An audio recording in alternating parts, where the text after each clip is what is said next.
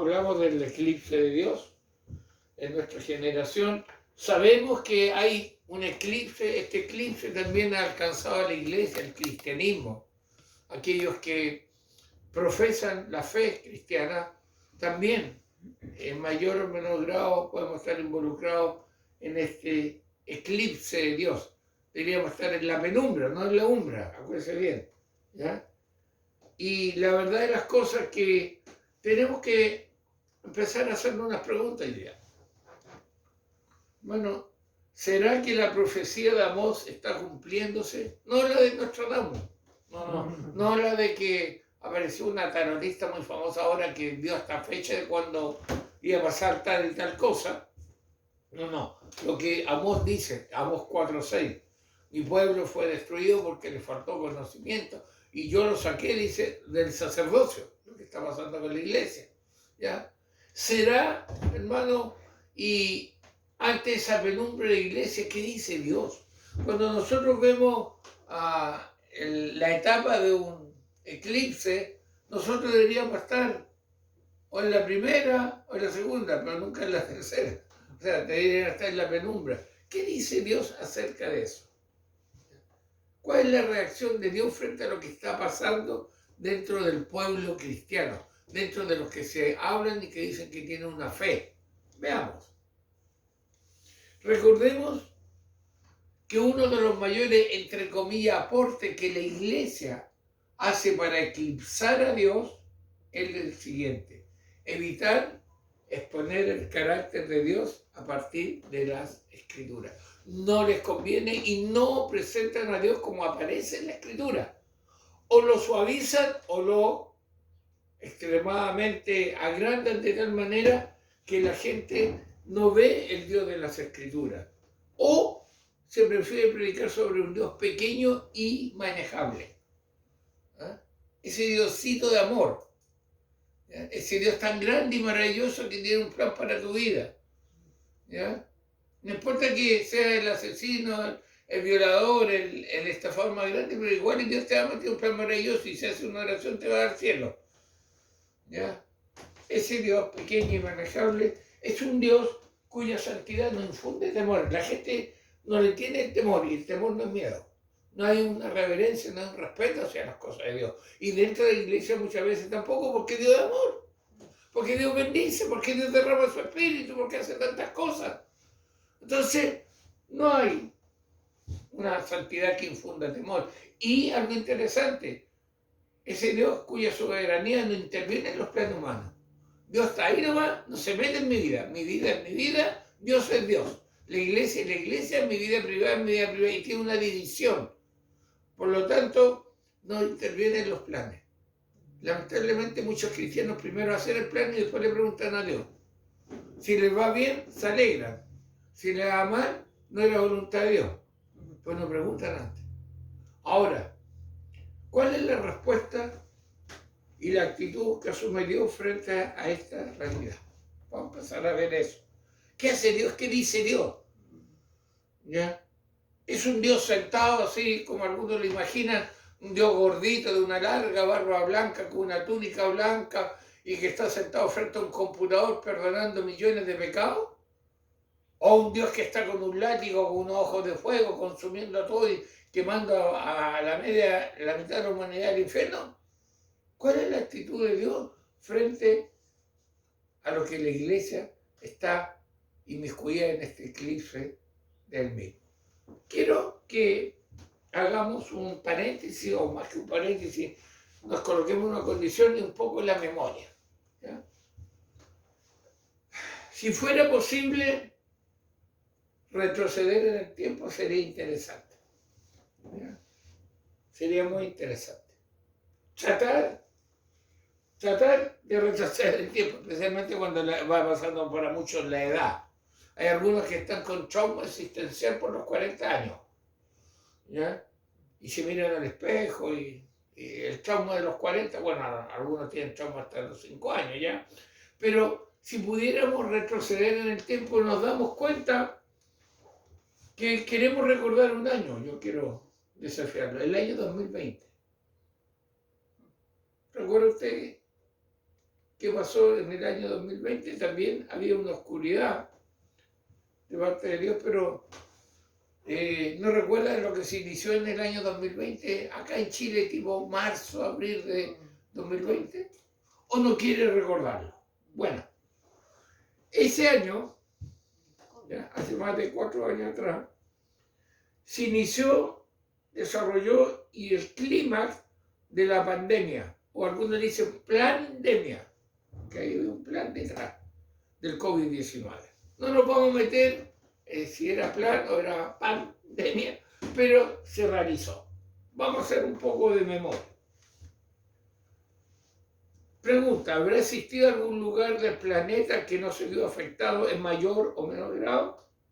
Quizás no. Una vez una persona dijo, esas tribus que están ahí metidas en el Amazonas, quizás ellos no tuvieron idea ni tienen idea, quizás. Pero estamos hablando de lugares habitados, de civilizaciones conocidas, todos fueron afectados en mayor o menor grado por el COVID-19. Fue un tiempo de adversidad, hermano, donde se instó, creo que todos los pastores lo hicimos, a examinar nuestros caminos como iglesia y buscar fervientemente al Señor que controla no solo las pandemias, sino todo lo que ocurre en el universo. Yo no sé si usted sintió miedo en esa época, o quizás desconcierto. ¿Ah?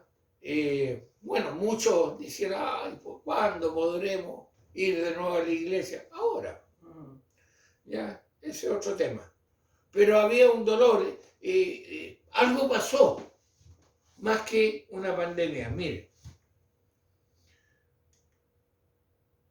sin duda, hermano, las enfermedades son el fruto de vivir en un mundo caído. Mientras el Señor no venga y seamos transformados por Él, la enfermedad va a ser un fruto. Por favor, no estoy diciendo que la enfermedad es pecado, es fruto de la caída del hombre. Pero tenemos que meditar un poco en esta. Hemos retrocedido al año 2020 y mire, escuche. No obstante, cuando algo se convierte en un problema de alcance mundial que paraliza no solo el funcionamiento de las naciones, ojo, sino que también todas y cada una de las actividades que Dios nos ha ordenado llevar como iglesia, no podemos dejar que la oportunidad pase de largo sin reflexionar sobre cuál podría ser el mensaje de Dios para su pueblo en tiempos como esos. ¿Ha meditado en eso? No solo paralizó la industria, sino la iglesia. Hubo un tiempo que no se podía congregar, otro tiempo estaba restringido. Algo pasó. Hermano, el congregarse restringido o limitado. Adorar juntos. Había que guardar distancia entre silla y silla. ¿Ya? La Santa Cena se suspendió en muchos lados por el asunto de la copa, de todo. ¿Ya? ¿Para qué decir el evangelismo abierto? Las iglesias que destilaban el uso de predicar al aire libre no podían hacerlo. Algo que quizás no meditaba, hermano. No pudimos llorar con los que lloran, los funerales. Nosotros éramos el caso de un amigo que su papá murió. Lo único que lo llevaron fueron los que lo enterraban. Era terrible ver eso. Y el otro lado, la alegría boda. ¿Ya? La coinonía de los cristianos. El saludarnos con un beso santo. Que la palabra de Dios dice un ósculo santo. Hermano, todos fueron afectados estas actividades restringidas o prohibidas. ¿Sí o no? Sí. ¿Y ha pensado usted cuál es el propósito de Dios frente a todo lo que vivimos de eso? Vámonos del 2020 al presente. Y quiero que escuche la declaración de un pastor, Ray Orlund, no sé si se pronuncia así, que habló una vez que salimos de este asunto del COVID, ya que se sacó la mascarilla, que ahora ni en los hospitales usan mascarilla, están todos así, esperando, dicen por ahí, la otra pandemia. No sé. Pero, ¿qué pasó después de eso? Un pastor dijo lo siguiente, y quiero que medite en lo que este pastor dijo. Si nosotros los pastores y nuestras iglesias salimos de esto, del COVID-19, solo para regresar a la normalidad, entre comillas, con un suspiro de alivio, pero sin arrepentimiento de oración, sin valentía, habremos desperdiciado nuestro momento histórico. ¿Lo escuchó? Vuelvo a leérselo. Si nosotros los pastores y nuestras iglesias salimos de esto solo para regresar a la, comillas, normalidad, con un suspiro de alivio, por fin ya no hay que usar mascarilla y podemos juntarnos, pero sin arrepentimiento, sin oración, sin valentía, habremos desperdiciado nuestro momento histórico. Y entonces, esta pregunta deberías tú memorizarla. ¿Qué más tendrá que hacer el Señor para sacudirnos y despertarnos? Si no despertamos con esta pandemia, hermano.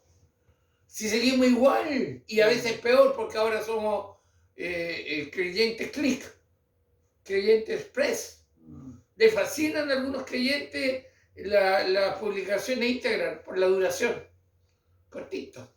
Justo preciso así. ¿Ya? Rápido, porque no tengo mucho tiempo. Para Dios. ¿Qué más tendrá que hacer el Señor? Decía este pastor. Debemos deducir, hermano, escucha bien, sin temor a equivocarnos, que todas estas restricciones que sucedieron serán lo más parecido a lo que podríamos considerar una disciplina de Dios para su iglesia. Había pensado en esa perspectiva, una disciplina. Porque lo demás funcionaba. ¿Quién fue cercenado? ¿Quién fue detenida para avanzar? Fue la iglesia cristiana. Mira, la iglesia no es un edificio, sino toda la congregación de creyentes.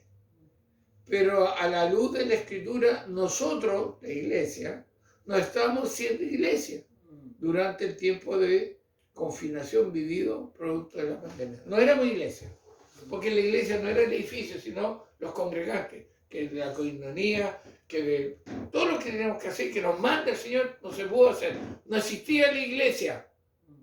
Dice, sí, no. ¿Sabe por qué? Mire, la palabra de Dios está siendo proclamada vía internet, porque la palabra de Dios nunca va a ser condenada, encadenada, nunca. Pero el solo hecho de escuchar un sermón no es ser iglesia. ¿Escuchaste eso? El solo escuchar un sermón no te hace iglesia, no te hace parte del cuerpo de Cristo a nadie. Porque ser iglesia es más que escuchar un sermón, es vivir como iglesia. Como Dios es quien controla todos los eventos del universo, debemos creer firmemente que Dios fue quien permitió que su iglesia fuera sometida a estas condiciones por alguna razón en su providencia. Lo permitió con un buen propósito. Nada escapa del control de Dios. ¿Para qué? Algunos dicen para probar, otros dicen para limpiar. Veamos cómo está la iglesia después de. Más fuerte, más comprometidos los cristianos, o como decía el pastor, volvimos una comilla normalidad y algunos una extrema comodidad. Tenemos que responderle al Señor. Tenemos que responderle al Señor. ¿Usted está viendo este mensaje? Quizás lo va a ver muchas veces, pero ¿en la comodidad de o para el crecimiento de? El Señor sabe, conoce nuestros corazones.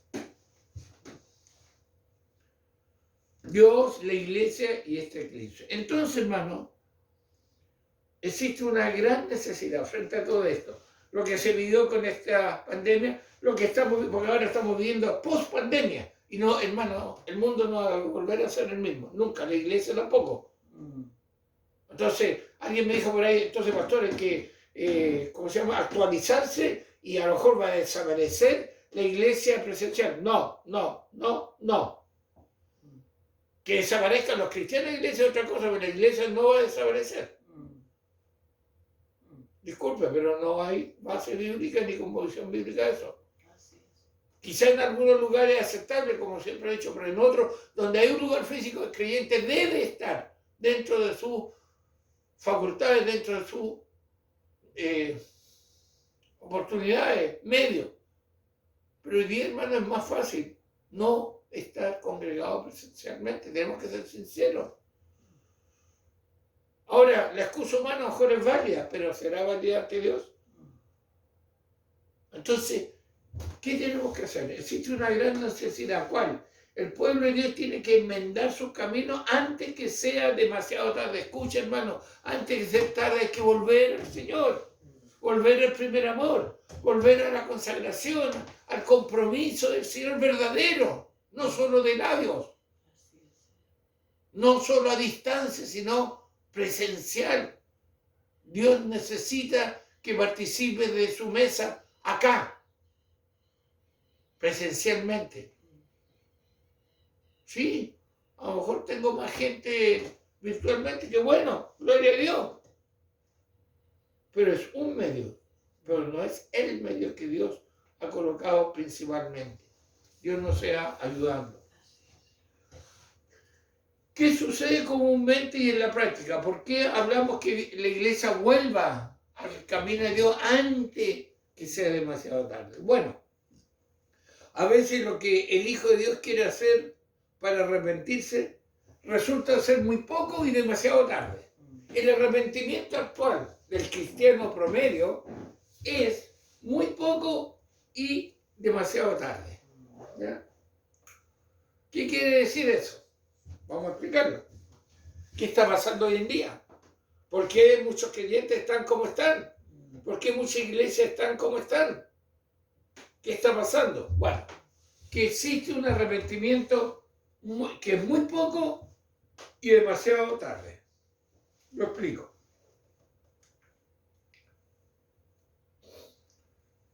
Escucha, si no puedes leer bien, escucha.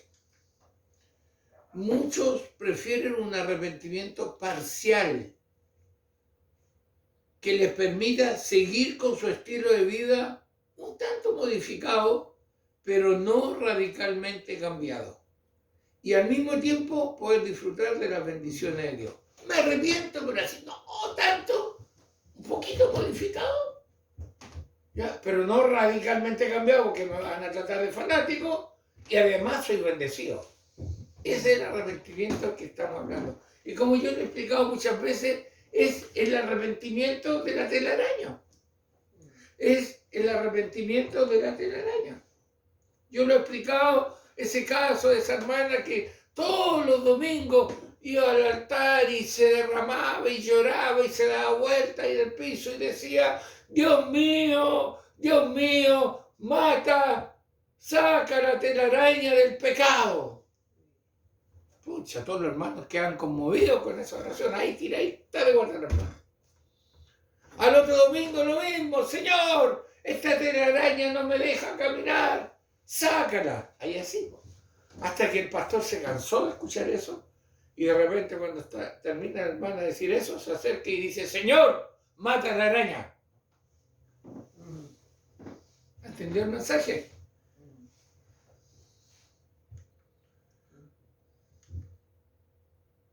Esta actitud que vemos en la iglesia hoy es muy similar a las condiciones del pueblo de Dios en el Antiguo Testamento. ¿Por qué pedimos matar la araña? Porque ahí se termina hasta la araña. Vamos a Jeremías, capítulo 3, versículos 12 al 15. Jeremías 3, del 12 al 15. ¿Ya? Estamos hablando de lo que sucedió hace 4 años atrás. Estamos hablando de que hay un arrepentimiento parcial. ¿Qué estaba pasando con Jeremías? ¿Cómo reacciona Dios frente al pueblo en ese tiempo? ¿Y cómo reacciona hoy frente al pueblo con esa misma actitud? Jeremías capítulo 3, versículos 12 al 15. Por favor, Carmen, fuerte. Ve y clama estas palabras hacia el norte y di, vuélvete, oh rebelde Israel, dice Jehová. No haré caer mi ira sobre ti, porque misericordioso soy yo, dice Jehová. No guardaré para siempre el enojo. Reconoce, pues, tu maldad, porque contra Jehová tu Dios has prevaricado y fornicaste con los extraños debajo de todo árbol frondoso, y no oíste mi voz, dice Jehová. Convertíos, hijos rebeldes, dice Jehová, porque yo soy vuestro esposo, y os tomaré uno de cada ciudad, y dos de cada familia, y os introduciré en Sión, y os daré pastores según mi corazón, que os apacienten con ciencia y con inteligencia. Ya. Tenemos que ver un poquito el trasfondo histórico para entender, recordar que después de la muerte del rey Salomón, Israel terminó dividido en dos reinos. El reino del norte, que abarcó 10 tribus, que eran 12, se llamaba Israel o Efraín. ¿Ya? Entonces cuando nosotros escuchamos Israel, después de la muerte de Salomón, estamos escuchando de la tribu o el reino del norte, la tribu del norte. Pero en el sur hubieron dos tribus, Benjamín y la de Judá, y se llamó Judá por ser la mayor. Se dividió Israel en dos grandes reinos, del norte y del sur. El reino del norte fue llevado al exilio por el imperio asirio. Pecaron, no obedecieron a Dios, y Dios como disciplina lo hace que el reino del norte se vaya al exilio. Por mientras los profetas advierten al reino del sur, a Judá, de lo que había pasado con sus hermanos. Pese a la advertencia de Dios, el reino del sur, Judá, no hace caso, y años más tarde son llevados al exilio como esclavos de Babilonia. ¿Estamos en el contexto? Se está dividido. Cuando acá Jeremías está hablando, por eso dice rebelde Israel. ¿Ya? Por eso después, cuando se habla sobre Judá, está hablando de un reino rebelde, un arrepentimiento parcial. Lo vamos a ver. El pecado de ambos reinos era idolatría e inmoralidad sexual. Qué raro, yo no lo veo hoy día. Sí, el mundo, no, hermano. Deja el mundo afuera y entra a la iglesia. Inmoralidad, idolatría, inmoralidad sexual, idolatría en la iglesia, sí. Lo que dicen muchos cristianos, sí. Lamentablemente. ¿Cómo calificó Dios la idolatría de los judíos, de su pueblo? ¿Cómo califica Dios la idolatría? Y hermano, aquí yo quiero que abras bien los ojitos y la orejita. La orejita no se abre, sino, no sé. Escuchen bien, porque es la palabra del Señor. Y nosotros creemos que los principios que están en la palabra de Dios son eternos. Y no creemos en el cuento de que el Antiguo Testamento de Israel es el nuevo para la iglesia. No, muchos principios, a excepción de la ley ceremonial y de la ley cívica de Israel, los demás están principios para la iglesia, para ti y para mí, para el cristiano. ¿Cómo trató Dios la idolatría de Israel? Un poco lo dijo en lo que leímos en Jeremías, como adulterio, ya que le había tomado a la nación de Israel por esposa, ¿ya? Y lo dice, ¿ya? Lo dice en Jeremías, ¿verdad? Lo tomó Israel como la esposa. Y cuando Israel idolatraba otras cosas, cambiaba al Dios de Israel, él decía, están adulterando. Hermano, quiero que coloque mucha atención a algo que no debemos ignorar cuando leemos la palabra del Señor. Y es lo siguiente. En ocasiones el Señor usó palabras chocantes, sobre todo en el lenguaje original, para condenar la idolatría de Israel. O palabras que son fuertes cuando vemos el significado. ¿Te acuerdas del pasaje que dice que nuestra justificación, nuestra justicia es como trapo de inmundicia? Averigua qué es el trapo de inmundicia o qué era. Uno dice, oh, sí, pero es que, qué mejor ejemplo gráfico. ¿Ya? Bueno, acá, la idolatría, cuando el pueblo de Dios peca, cuando el creyente peca, cuando la iglesia coquetea con el pecado, Dios lo ve de la manera o de la forma como un adulterio, porque considera a su iglesia como su esposa. Y si tú llegas a la casa y encuentras a tu esposa acostada con otro hombre, estás adulterando. No lo vas a felicitar. De ahí que en el libro del profeta Ezequiel vemos a Dios comparar la idolatría de su pueblo con el acto sexual de una prostituta. Dios compara la idolatría de su pueblo en el mismo hecho cuando una prostituta tiene relaciones sexuales. ¿Qué fuerte? Sí, pero lo vamos a entender por qué dice Dios eso. ¿Ya? La idolatría, el pecado. ¿Qué es idolatría? Todo lo que ocupa el lugar de Dios es un ídolo.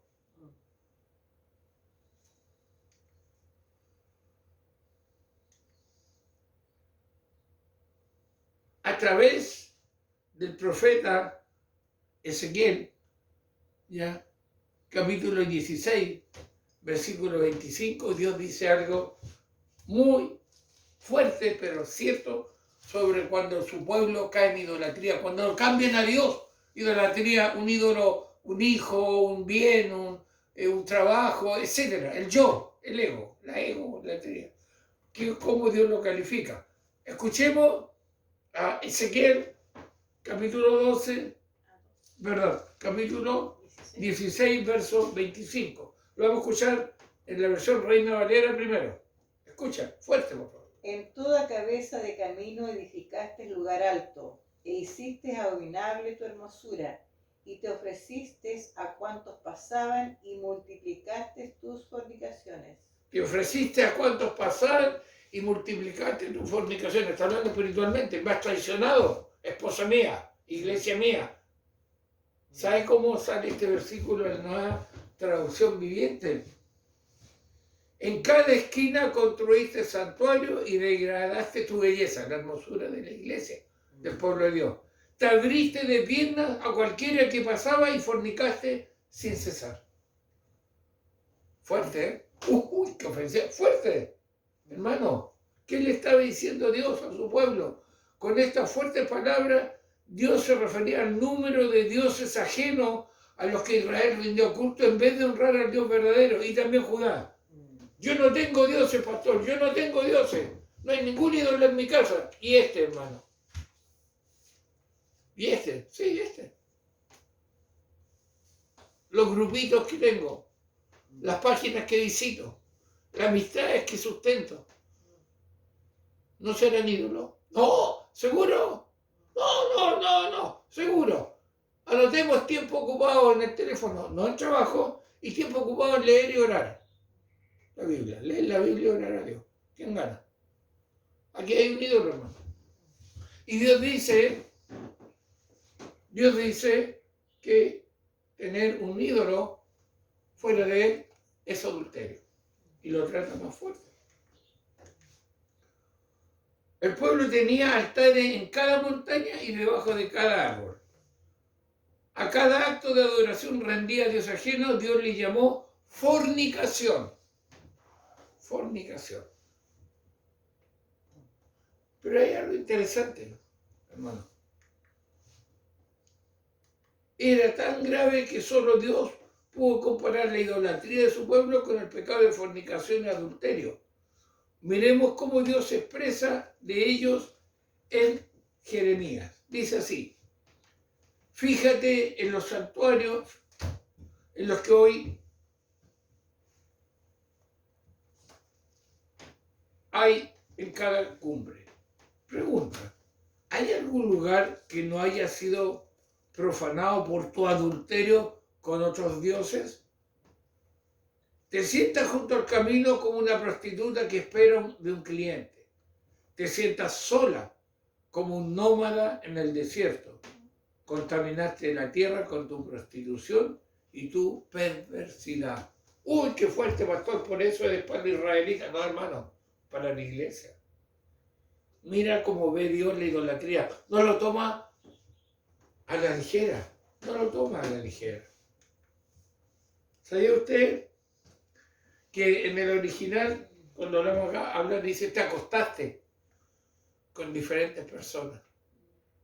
Como una prostituta que espera a su cliente, así lo has hecho tú cuando tienes ídolos, cuando me reemplazas, cuando adoras a otros, cuando tus prioridades son otras, cuando pecas voluntariamente. ¿Sabe usted que la palabra traducida como acostado en el texto original implica violencia sexual. Ahora, estamos hablando de prostitución, de acto sexual, sinónimo de pecar ante Dios, y Dios lo ve como adulterio, pero esa palabra requiere violencia sexual. Es decir, Dios podría decirnos, ¿dónde no te han violado?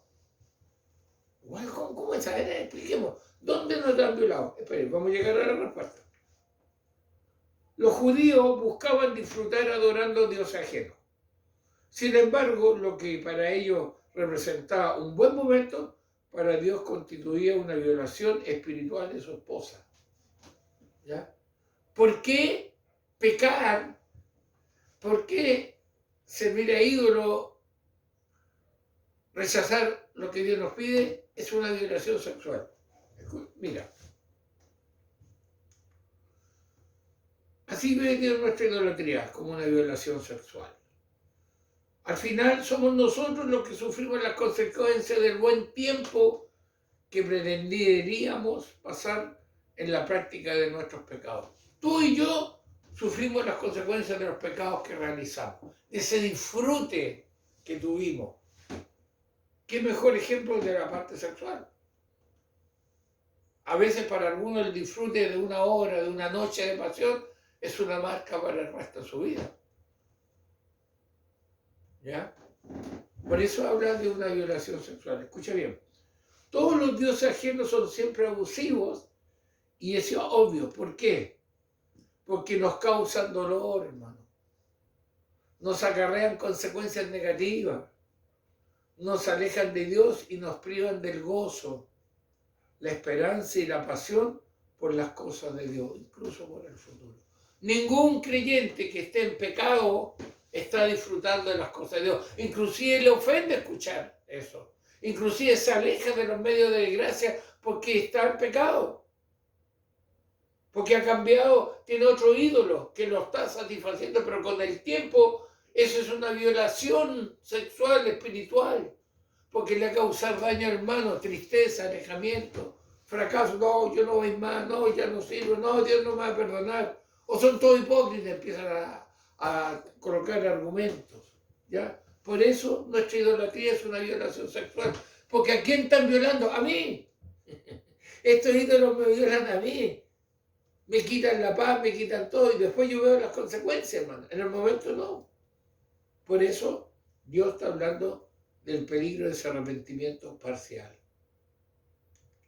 Mire cómo dice Jeremías 3:2 en la Nueva Traducción Viviente.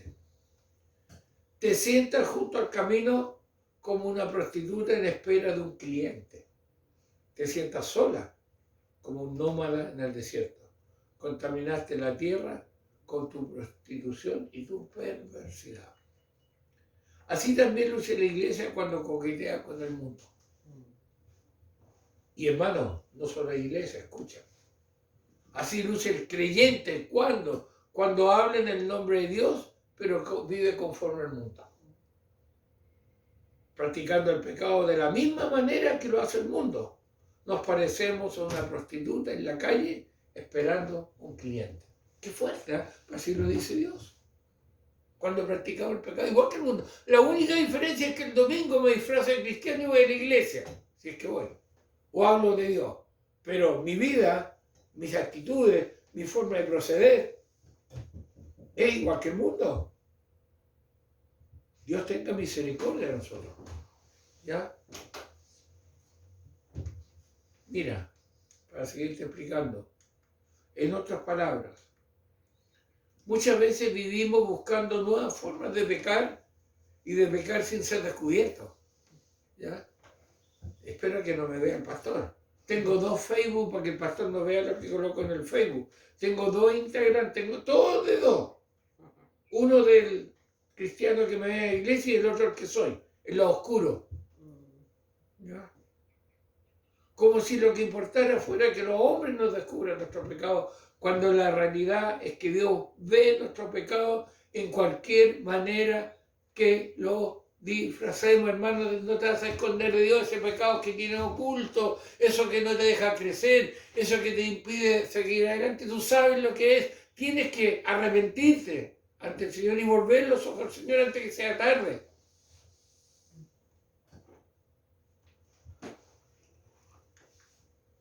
Cada nueva forma de pecar representa a nuestro próximo cliente en el lenguaje figurado que Dios usa en Jeremías.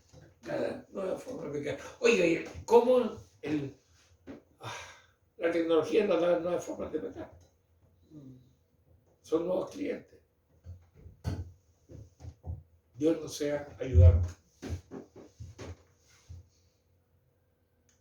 Jeremías 3, pero en la traducción del lenguaje actualizado. Mira, no solo eso, sino que Dios le saca en cara y me dice a mí lo siguiente. Hasta hace poco me decías que me querías como un esposo. Que yo era el novio de tu juventud. También me pediste calmar mi enojo. Pero no hablabas en serio, pues seguiste haciendo lo malo. Dios les reprocha que hablen de una forma, pero que se comportan de otra. ¿Estás escuchando? Israel llamaba a Dios su padre amigo, pero obraba mal ante Dios. Sí, se lo voy a mostrar. Asimismo luce el creyente cuando ora y canta a Dios, cuando le llama un buen padre, pero luego ignora sus mandamientos y hace lo que le place de día y de noche. Así es el creyente. La misma forma. Tú me dices esto, pero tus hechos dicen lo contrario. El texto de Jeremías 3 continúa describiendo la infidelidad del pueblo de Dios en los versículos 6 al 10.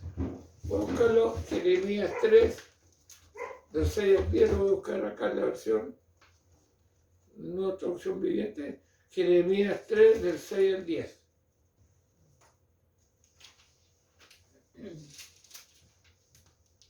Jeremías capítulo 3, versículo 6 al 10. Veamos. Vamos a ver si lo encuentro aquí. Jeremías 3. Acá. Dice, si durante el reinado, ¿ese? Sí. Durante el reinado de Josías, estoy leyendo de Nueva Traducción Viviente, el Señor me dijo, ¿te has dado cuenta de lo que ha hecho la caprichosa Israel, reina del norte? Como una esposa que comete adulterio, Israel ha rendido culto a otros dioses en cada colina y debajo de todo árbol frondoso. Yo pensaba, después de haber hecho todo esto, regresará a mí, pero no lo hizo. Y su desleal hermana Judá lo observó. Vio que me divorcié de la infiel Israel debido a su adulterio. Pero Judá, esa hermana traicionera, no tuvo temor y ahora ella también me ha dejado y se ha entregado a la prostitución.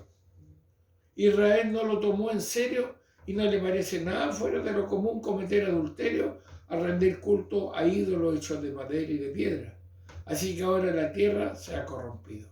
Sin embargo, a pesar de esto, su infiel hermana Judá nunca ha vuelto a mí de corazón. Solo fingió estar apenada. Yo, el Señor, he hablado. El reino del sur Judá fingió sentir pesar, lo cual equivale a decir que Judá simuló arrepentirse, pero nunca lo hizo genuinamente. Su arrepentimiento fue solo de palabra, pero nunca de hechos. De manera similar, muchos cristianos se presentan ante Dios, piden perdón por sus pecados y aseguran estar arrepentidos. Sin embargo, al día o la semana siguiente vuelven a cometer el mismo pecado.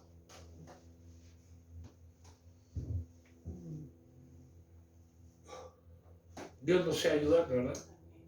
La claridad de Dios frente a la idolatría de su pueblo.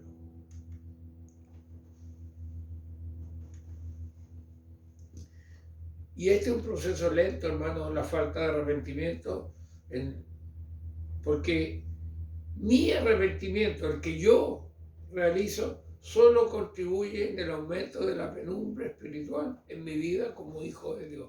Si no hay un arrepentimiento verdadero, real, como la palabra de Dios pide, voy a ir aumentando en esta penumbra hasta llegar.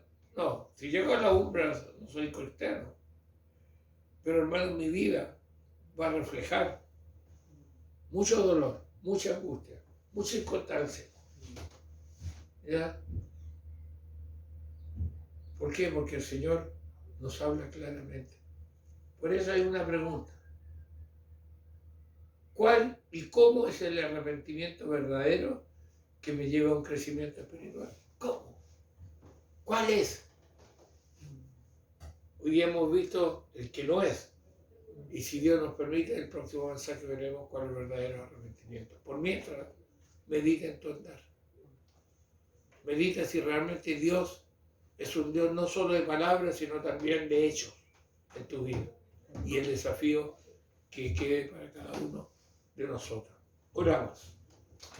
Señor, gracias por tu palabra. Señor, tú nos hablas clara, fuerte y objetivamente nuestra condición. Ayúdanos a un arrepentimiento verdadero y ayúdanos a buscar tu rostro. Bendice a quienes han escuchado directamente este mensaje y quienes lo van a escuchar. Señor, tú nos conoces, pero no basta que nos conozcas, necesitamos volver a ti. Señor, perdónanos y ayúdanos a un verdadero arrepentimiento. Te lo pedimos en el nombre de Jesús.